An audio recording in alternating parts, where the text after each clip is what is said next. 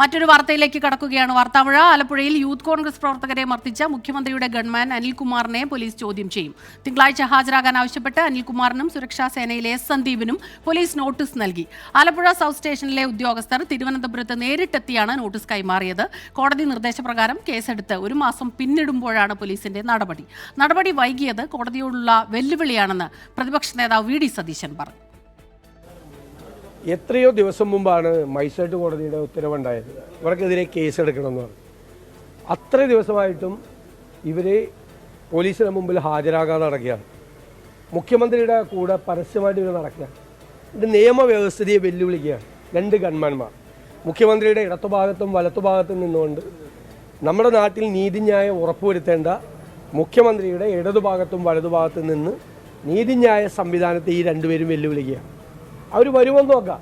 ഒരു കാരണവശാലും അവരെ ആരെയും വെറുതെ വിടില്ല. കാരണം അവർ ചെയ്ത ക്രൂരതയ്ക്കും നിയമവിരുദ്ധമായ നടപടികൾക്കും നിയമപരമായി ഞങ്ങൾ പോരാടും എന്ന് പറഞ്ഞാണ്. നിയമപരമായി അവരുടെ പുറകെ ഞങ്ങളുണ്ട്. മനീഷ് മഹിപാലാണ് ചേരുന്നത് വിശദാംശങ്ങളുമായി. മനീഷ്, വലിയ വിവാദമായതാണ്, പ്രതിഷേധവും ഒക്കെ ഉണ്ടായിരുന്നു. അതിനുശേഷം കോടതി ഇടപെടുന്നു, അതിനെ തുടർന്നാണ് കേസെടുക്കുന്നത് പോലും. പക്ഷെ ഇപ്പോൾ മാസം 1 പിന്നിട്ടിരിക്കുന്നു, അപ്പോഴാണ് നടപടി എത്തുന്നത്. ഏത് രീതിയിലാണ് കാര്യങ്ങൾ പോകുന്നത്?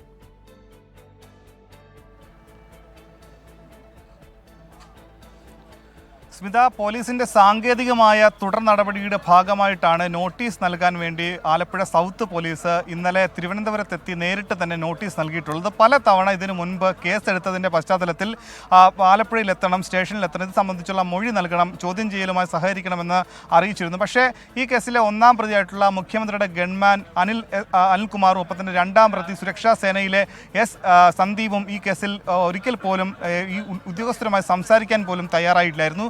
ഈ ഒരു പശ്ചാത്തലത്തിലാണ് നിലവിൽ police, Alappuzha south police notice നൽകാൻ വേണ്ടി തിരുവനന്തപുരത്ത് എത്തിയിട്ടുള്ളത്. സാങ്കേതികമായൊരു നടപടിയാണ്. പക്ഷേ ഈ കേസിൽ ഒരു മാസം പിന്നിടുമ്പോഴാണ് പോലീസ് ഇത്തരത്തിലൊരു നീക്കം നടത്തുക എന്നുള്ളതാണ് ഏറ്റവും അത്ഭുതകരമായ അല്ലെങ്കിൽ അസാധാരണമായ ഒരു നടപടി. സാധാരണഗതിയിൽ ജാമ്യം ലഭിക്കുന്ന കേസാണെങ്കിൽ കൂടി ആ കേസിലെ പ്രതികൾ ആരാണെന്നുള്ളത് അവരുടെ മൊഴിയെടുക്കുക ഒരാഴ്ചക്കുള്ളിൽ തന്നെ ചെയ്യുന്നതാണ് സാധാരണ പോലീസ് നടപടികളുടെ ഭാഗമായി തന്നെ ചെയ്യുക. അത് വിദേശത്ത് ഉള്ള ആളാണെങ്കിൽ പോലും അത്തരത്തിലൊരു കുറ്റകൃത്യം ചെയ്ത് പിന്നീട് അയാൾ നാട് കടന്ന് വെളിയിൽ പോവുകയാണെങ്കിൽ പോലും അയാളെ വിളിച്ചു വരുത്തി അത്തരത്തിൽ മൊഴിയെടുക്കുന്ന സമ്പ്രദായമാണ് പോലീസ് രീതിയാണ് ഉണ്ടായിരുന്നത്. പക്ഷേ ഈ കേസിൽ അങ്ങനെയൊന്നും ഉണ്ടായില്ല. ഇതിനെ തുടർന്നാണ് നാളെ ഭാവിയിൽ ഈ കേസിൽ കോടതിയുടെ ഭാഗത്തുനിന്നും വലിയ വിമർശനം ഉണ്ടാകാതിരിക്കാൻ ഒരു തരത്തിലുള്ള ജാഗ്രത കൂടിയാണ് പോലീസ് ഈ കാര്യത്തിൽ നോട്ടീസ് നൽകി തിങ്കളാഴ്ച ഹാജരാകാൻ ഇരുവരോടും പറഞ്ഞിട്ടുള്ളത്. പക്ഷേ ഇനി ഇരുവരും തിങ്കളാഴ്ച ഹാജരാകുമോ എന്ന് നമുക്ക് കാണണം. ആദ്യഘട്ടത്തിൽ ഈ കേസുമായി ഈ പരാതിയുമായി ബന്ധപ്പെട്ട് പോലീസ് കേസെടുക്കാൻ തയ്യാറായിരുന്നില്ല.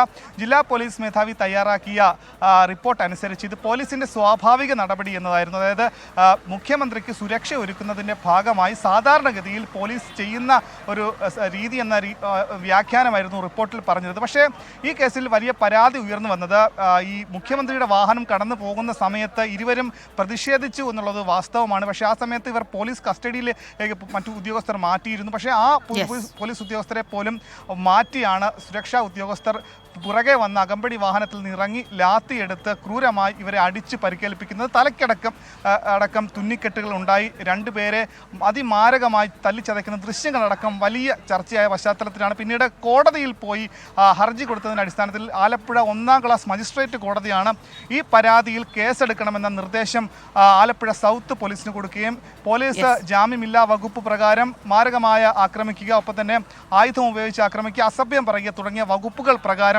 കേസെടുത്തിട്ടുള്ളത്. ഇനി ഈ കേസിൽ പോലീസിന്റെ തുടർ നടപടിയുടെ ഭാഗമായി പ്രവർത്തകരെ മർദ്ദിച്ചതിലാണ് ഇപ്പോൾ നടപടി വരുന്നത്. കോടതിയുടെ നിർദ്ദേശത്തിനു ശേഷം കേസെടുത്ത് ഒരു മാസത്തിന് ശേഷമാണ് ഇപ്പോൾ നടപടിയിലേക്ക് കടക്കുന്നത്. മനീഷ് മഹിപാലാണ് ആലപ്പുഴയിൽ നിന്ന് ഈ വാർത്തയുടെ വിശദാംശങ്ങൾ നൽകിയത്.